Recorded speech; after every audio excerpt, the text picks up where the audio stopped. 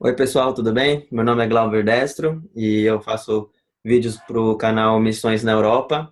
E hoje vamos fazer uma simples entrevista aqui com o pastor Evandro, o missionário Evandro, que está em Portugal, numa ilha de Portugal chamada Açores. E é isso. Tudo bem, Evandro? Como você está? Olá, tudo bem, Glauber? Tudo bem aí todos que estão assistindo aí o vídeo? É, Estamos aqui nos Açores, né? Que basicamente é um arquipélago constituído por 9 ilhas. Tem pouco mais de 240 mil habitantes distribuídos nessas ilhas. E estamos aqui fazendo a obra de Deus, pastoreando os irmãos, pregando a palavra, esperando ser úteis, né, no ministério. Legal. Então, Evandro, gostaria que você contasse um pouco para a gente como é que é o seu ministério. Primeiro, como é que você foi parar aí na Ilha de Açores? Ok. Nós viemos aqui para os Açores, mais especificamente na Ilha das Flores, a, a convite de uma igreja, é uma igreja que fica em Portugal continental, em Muge. Então, o conselho da igreja, através de um pastor que já pastoreava aqui, fez o convite para nós, para assumirmos o lugar dele aqui. Ele hoje está pastoreando do outro lado da Europa, na verdade, ele está exercendo um ministério, também completar estudos também, lá em Gales, né? E houve o convite para que eu pudesse substituí-lo aqui. Então, nós viemos e cá estamos. E você se preparou para... Você se formou em teologia? Teve algum preparo? Como foi? Pronto. Sim, nós tivemos preparo. Antes de vir para cá, a minha formação em Batista, me formei de formação teológica no Brasil. Depois de um tempo lá, iniciei também os estudos no mestrado. Tive que interromper, porque eu tinha que vir para cá, então tive que interromper o mestrado. Mas no Brasil, minha formação foi lá. Cheguei a ensinar também no seminário. No Brasil, ainda ajudei na plantação de uma igreja batista reformada. E foi um tempo muito bom de preparo. Irmãos nos ajudaram, né, na preparação teológica, doutrinária, preparação de vida, até o momento que o Senhor acharia importante nos trazer, né? Legal. E você está aí com a sua família? Sim, somos três, minha esposa Ramone e minha filha Eva, de 1 ano e 8 meses. Elas vieram para cá, começaram a se adaptar com o local, né? Clima, diferença, muitas diferenças para o Brasil, especificamente o Nordeste, de onde a gente vem, e também com as pessoas, mais especificamente o clima também, que foi algo complicado no início. Minha filha até adoeceu por causa da diferença climática, né? O Nordeste muito quente, e no verão aqui, determinadas regiões de Portugal chega a fazer grau negativo, né? Então a gente foi um impacto, assim, uma coisa diferente. Servir a Deus num local que, embora a língua seja razoavelmente a mesma, entretanto o clima é diferente, as pessoas são diferentes, relacionamento é diferente, a igreja é diferente, muitas coisas diferentes. Então minha esposa passou por um processo de adaptação mais drástico do que eu, embora também passei, e minha filha também, de certo modo, mesmo sendo bebezinha, né? Hum. E quais são essas coisas diferentes, os principais pontos assim de grande diferença entre o brasileiro e o português, ou o país Portugal? Pronto.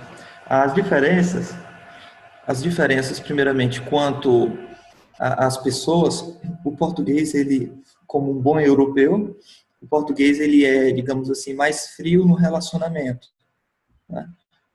O brasileiro ele é muito caloroso, ele é muito fervoroso, ele puxa assunto com facilidade, né? Então, o brasileiro ele tem essa forma mesmo bem calorosa de agir contra a pessoa, até mesmo pessoas estranhas, né?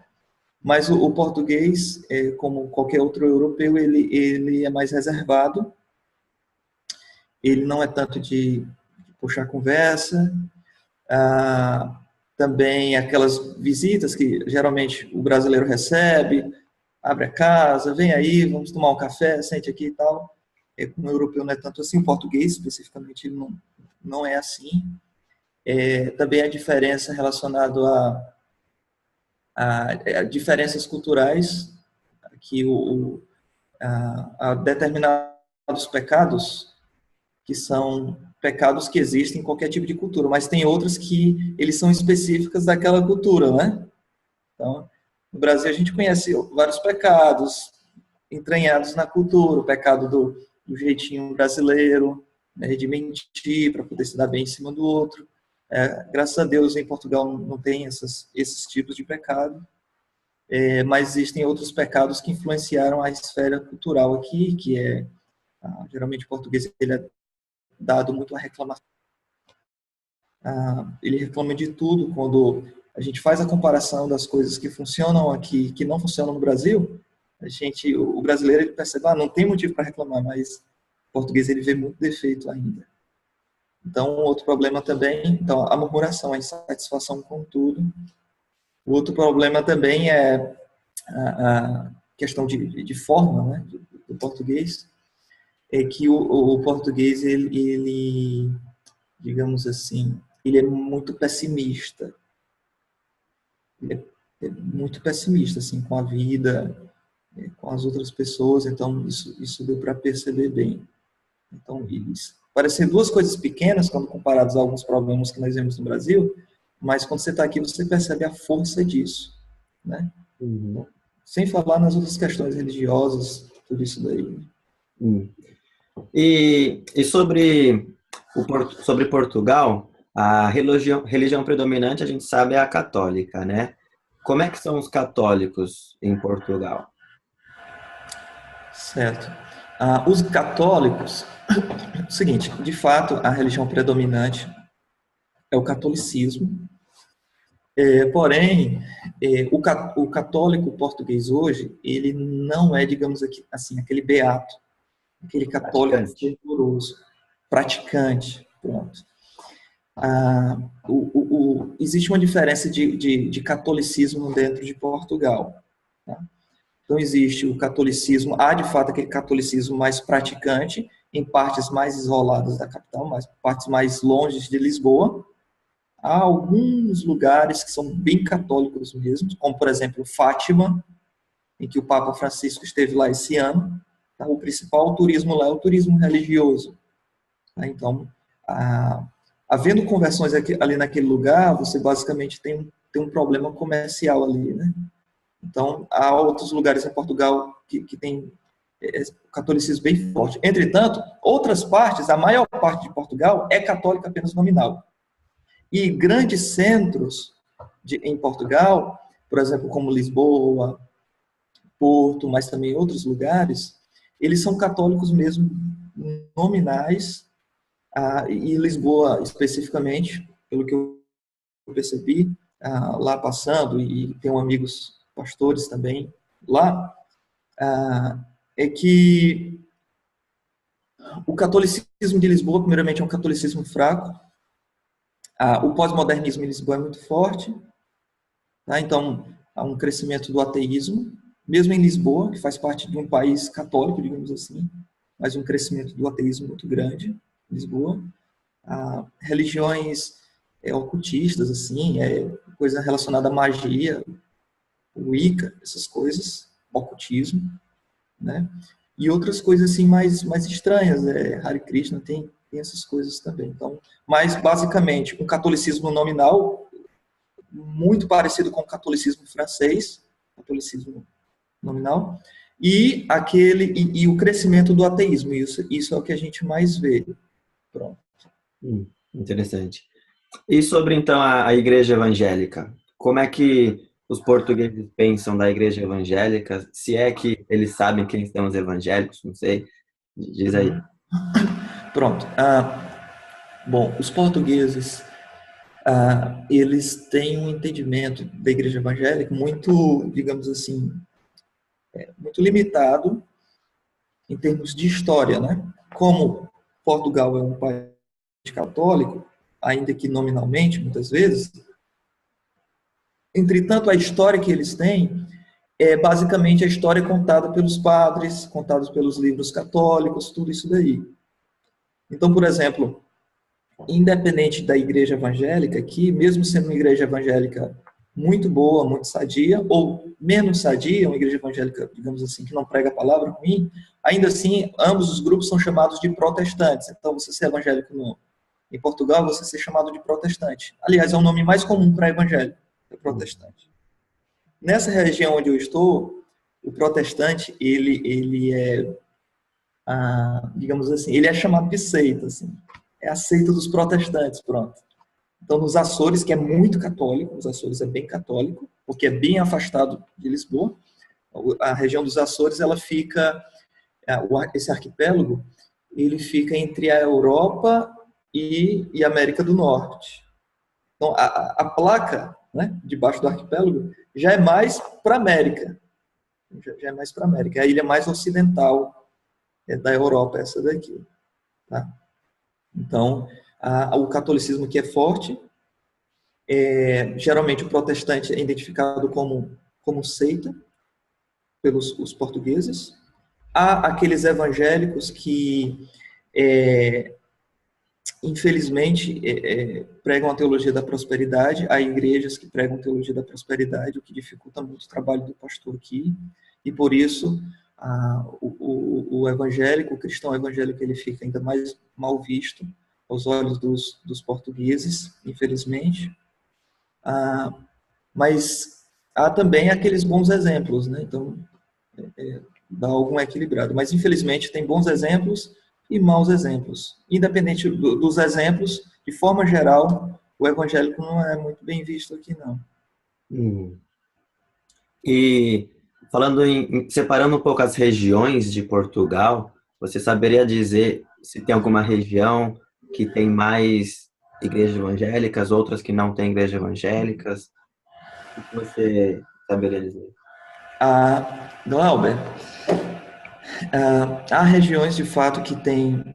Bom, antes de tudo, igrejas evangélicas em Portugal é uma coisa muito rara mesmo. Tá? Então, há estatísticas controversas sobre a quantidade de evangélicos em Portugal. Você tem estatísticas mais otimistas, que dizem que há em torno de 2% de evangélicos em Portugal.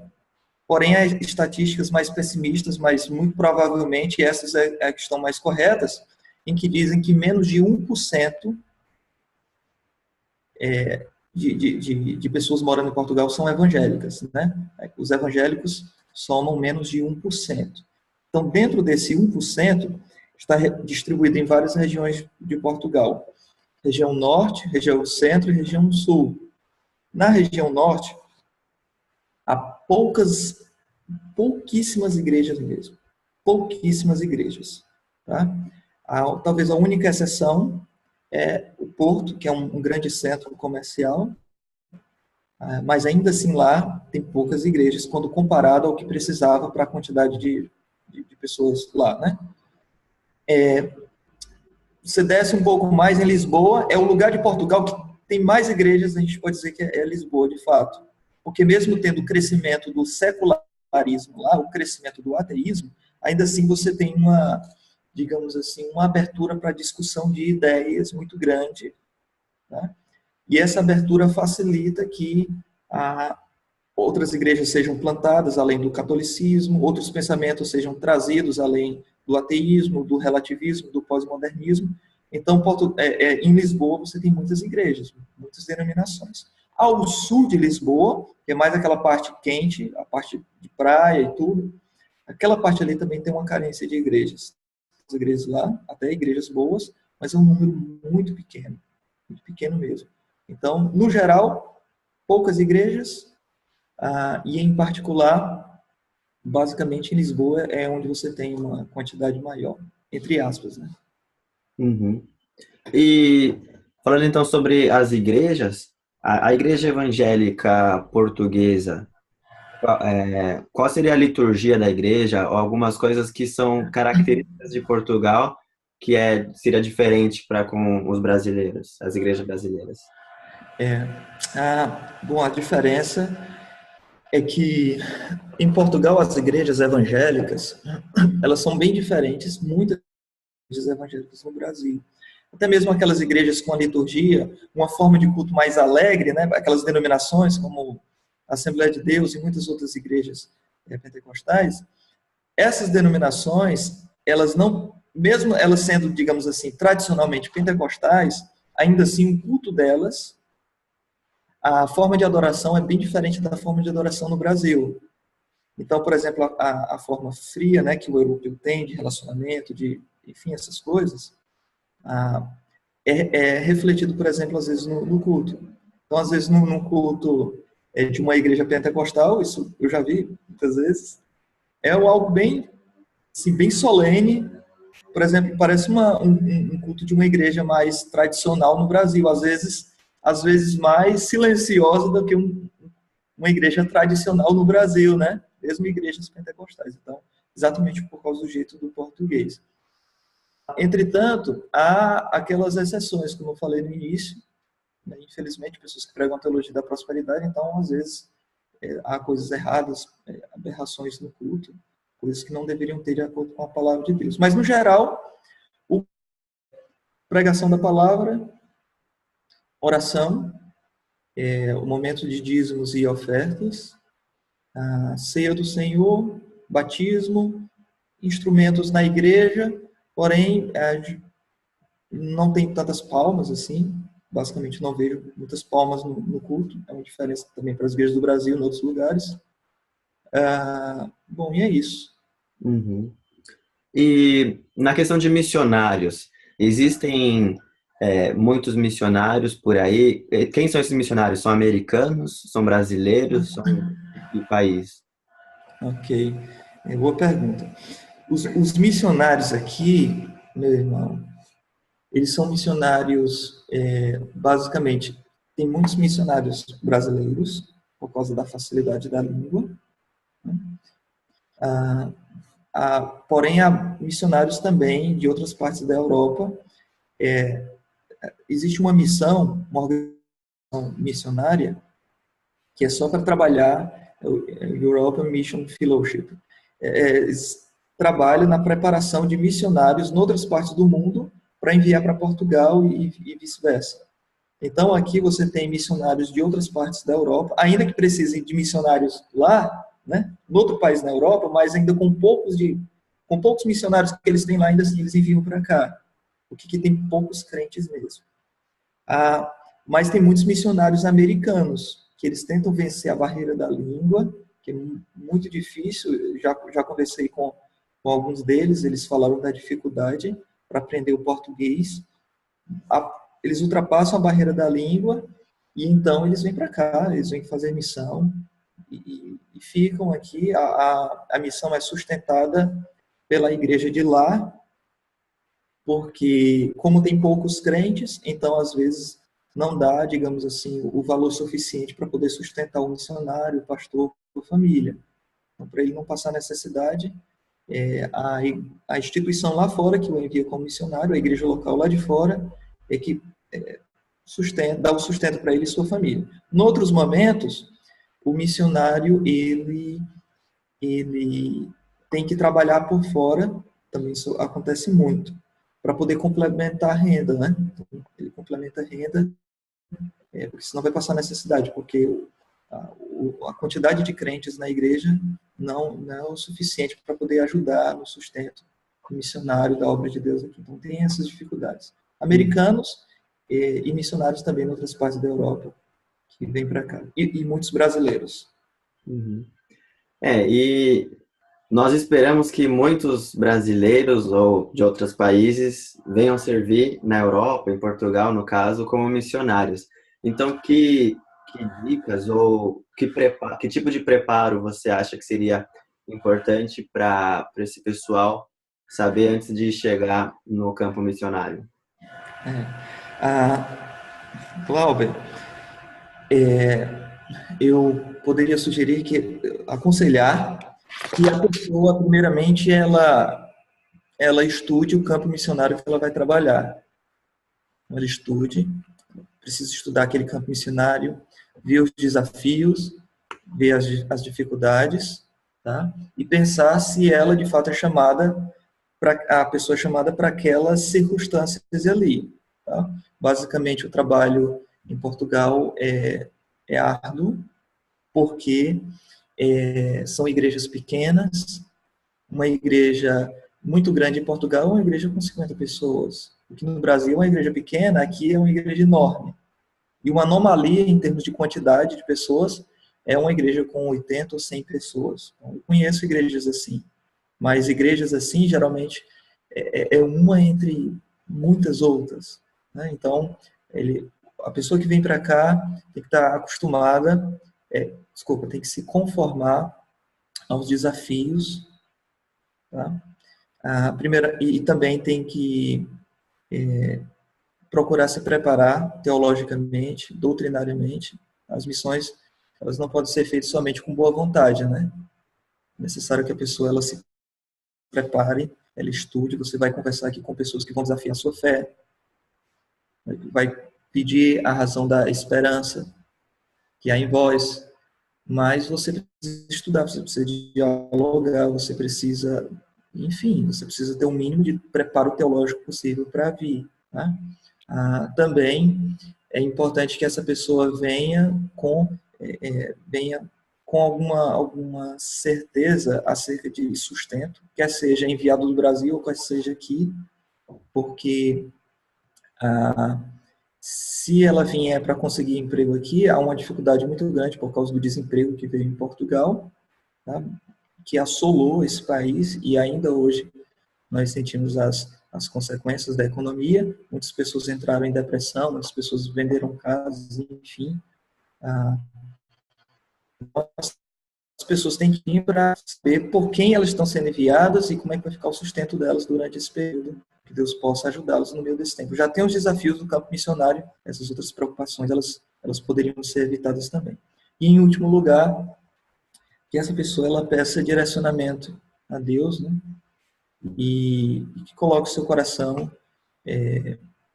na Europa, basicamente em Portugal, porque ela tem sempre que se acostumar a trabalhar muito, a ver pouco resultado, e esse pouco resultado a longo prazo. Então, ela precisa de muita paciência, mas quero chamar os irmãos brasileiros que têm um amor pela obra, querem pregar a palavra de Deus, querem ganhar almas, quero chamar para vir para cá, venham pregar a palavra de Deus, o evangelho da graça de Deus, venham plantar igrejas saudáveis. Nós precisamos de pastores e de pastores preparados para vir para cá, pregar a palavra. Há muitas pessoas que estão sem Cristo, morrendo sem Cristo, muitos idosos que estão partindo sem estar com o Senhor. Portugal é um lugar de uma população bem idosa, então há uma taxa de muitas pessoas morrem por causa da idade e morrem sem Cristo. Então, quero fazer esse convite para que as pessoas venham para cá. Legal. E com o que você falou agora, já deu para concluir já um pouco dos problemas principais em Portugal. Mas eu queria ser mais específico no que a gente poderia orar melhor, especificamente por Portugal, pela igreja evangélica, pelo cristianismo em Portugal. Amém.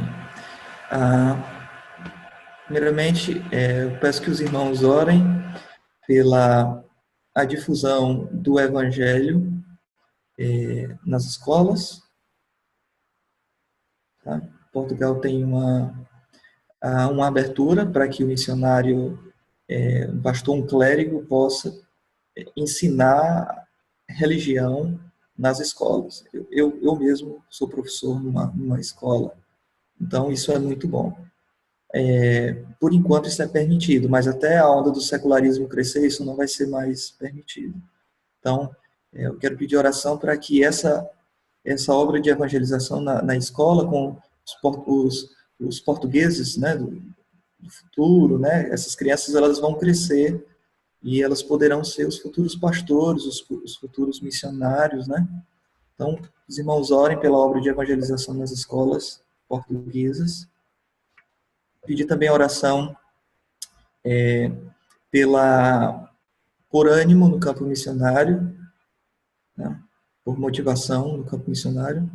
O pastor em Portugal, ele tem uma tentação ao desânimo. Essa é a tentação aqui na Europa, especificamente em Portugal. Ele é muito tentado ao desânimo. E às vezes Deus nos sustenta através das orações dos irmãos também, né? De uma hora para outra, nós estamos mais firmes, no sentido inabaláveis, no sentido muito fortes. Nós não sabemos o porquê. Então nós nos lembramos que é porque irmãos do outro lado do mundo estão orando por nós. Então nós queremos pedir que os irmãos orem para Deus nos dar ânimo, vigor, força no ministério. E também, mais 2 pedidos, é que o Senhor possa nos dar sabedoria para alcançar os portugueses, nos levar até eles, mas da melhor forma possível, e para isso requer muita sabedoria, porque o português é uma pessoa muito amável. Quando você está próximo, já fez um relacionamento, então aí ele já se abre todo, já fica mais aberto para conversa, para amizade, mas até isso chegar é muito difícil, requer muita sabedoria. Entregar folhetos não é o suficiente. Chegar na rua e colocar uma caixa de som e começar a falar várias coisas e cantar não é o suficiente, eles não vão aceitar isso. Mas você ir ao café, começar a conversar com ele, puxar um assunto, fazer uma amizade, comprar sempre no mesmo comércio, para poder ter um contato ali com o dono, com o atendente. A amizade de relacionamento é através disso que nós vamos trazer as pessoas daqui. Mas para isso acontecer, nós precisamos de sabedoria. Então, quero pedir oração por isso, sabedoria para alcançar essas pessoas através destes meios e de outros que o Senhor nos ajudar. E, em último lugar, oração pelos crentes de Portugal. Tá? Porque os cristãos de Portugal, há muita, digamos assim, há muita indiferença também de muitos crentes em Portugal. Tá? Falei do catolicismo nominal, mas há muito, digamos assim, evangelicalismo nominal. Tá? Há muitos evangélicos nominais, mesmo aqui. Tá? Então, a secularização atingiu, infelizmente, muitos crentes, e às vezes eles são indiferentes quando vêm para o culto. Eles vêm para o culto muitas vezes, mas não querem se envolver mais com a vida da igreja, ou eles se envolvem com a vida da igreja, mas não querem que eles se limitam a um contato mais pessoal para que algumas coisas da vida deles sejam tratadas. Então, isso é muito difícil para o pastor trabalhar no discipulado dos crentes portugueses. Somente um reavivamento, eu acredito, poderia mudar isso, né? Então, que o Senhor possa despertar os corações dos crentes em Portugal, né? Acender o fogo no coração deles, né? E fazer assim a sua obra se expandir aqui. Amém. Amém. Oremos também para que mais servidores venham aí para Açores, para a sua igreja, para ajudar o trabalho aí, que você está sozinho aí fazendo a obra, você com a sua família, né? Aqui, olha só, a Ilha das Flores, que é onde eu pastoreio, ela é uma ilha, digamos assim, com quase uns 3 mil habitantes, pronto, em torno de 3 mil habitantes. Entretanto, nós somos a única igreja protestante aqui. Então, é um desafio muito grande. Porque tem outros lugares, digamos assim, outras juntas de freguesia, outros conselhos, e a forma como é organizado em Portugal é assim, que não foram alcançados aqui. Então, a nossa igreja fica apenas em um conselho, em uma junta em Portugal. Mas há Conselho muitas... seria um bairro? Na Ilha das Flores. O conselho é como se fosse... Uma região. a junta de freguesia é como se fosse uma cidade e o conselho é como se fosse, digamos assim, um estado. Ah, ok. Uma província. Ok. Ah, então, nós somos a única igreja protestante em toda essa ilha, tá? Mas há vários conselhos e várias juntas nessa ilha que não são alcançados. E há outras ilhas aqui nos Açores, um arquipélago de 9 ilhas, há outras ilhas que não tem nenhuma igreja. Nós somos a única igreja protestante aqui, mas aqui tem ilhas que não tem uma igreja sequer. E tem muitos lugares também, saindo do arquipélago dos Açores, voltando para Portugal continente, que não tem presença evangélica sequer de uma igreja. Tá? Mas são muitas mesmo, muitas mesmo. E nós precisamos que os irmãos coloquem o seu coração, se disponham, se entreguem ao Senhor, se preparem também, estude a palavra, estude a cultura e venha para cá nos ajudar. Né? O varão macedônio, do jeito que diz a Bíblia, ainda continua chamando, passa a Macedônia e nos ajuda, que nós precisamos de ajuda mesmo. Amém, irmão. Muito obrigado. Acho que serviu de muita ajuda essa conversa. Uma última pergunta que eu tenho é mais para você mesmo. Quais são as suas ambições, seus desejos de agora, os projetos que você está fazendo agora, para a gente saber um pouco mais especificamente aí de você e como nós podemos orar por você e sua família. Amém. Bom, aqui nós temos um trabalho com entre 15 a 20 crentes, essa faixa, e nós estamos tentando implementar um pensar no Evangelho. Nós queremos trabalhar o Evangelho aplicado à família, o Evangelho aplicado ao trabalho, o Evangelho aplicado não somente à igreja, mas em outros lugares. E para a gente fazer isso, nós precisamos de um envolvimento maior dos irmãos. Mas para que isso possa acontecer, é necessário que algumas barreiras sejam vencidas, né? Para que o discipulado possa acontecer. Então, eu quero pedir até oração mesmo por isso. Nós temos aqui também um projeto de evangelização por estudos bíblicos no lar, tá? Para que através desses estudos bíblicos, pessoas que não possam vir para a igreja, pessoas que não querem vir para a igreja local aqui, porque elas têm vergonha, ou porque os moradores católicos vão ver a pessoa entrando na igreja protestante, isso vai dar o que falar. Então, a gente tem esse projeto, né, de implantar estudos bíblicos nos lares, para que a pessoa possa ir para aquele estudo bíblico na casa da vizinha, na casa do vizinho, ouvir a palavra, e então ele recebendo o estudo bíblico ali, até que o Senhor possa converter o coração e um dia frequentar a casa do Senhor. Tá? Nosso projeto aqui nós estarmos pregando a palavra de Deus no tempo que o Senhor quiser, nós não sabemos quanto tempo nós vamos ficar aqui, está nas mãos de Deus, tá? Mas nós queremos que o tempo que a gente esteja aqui seja um tempo frutífero, um tempo de bênção para os irmãos, né? E um tempo de ajuda também. Vamos fazer agora o nosso Natal, estamos nos organizando para o Natal, vai ter uma comunhão aqui com os irmãos, tudo isso. É um momento muito oportuno, porque descrentes vêm para cá para ouvir a palavra. A gente faz convite para outras pessoas que ficam mais sensibilizadas nessa data, elas vêm com seus parentes crentes. É a única data no ano que eles vêm, então é um momento muito propício para ouvir a palavra também. Tá? E é isso, basicamente. Amém, pastor. Com certeza a gente vai estar orando por você e sua família, seu ministério aí. E por acaso, se alguém que se sentiu chamado de Deus para ajudar vocês financeiramente ou visitando vocês de alguma forma, como que pode entrar em contato com você?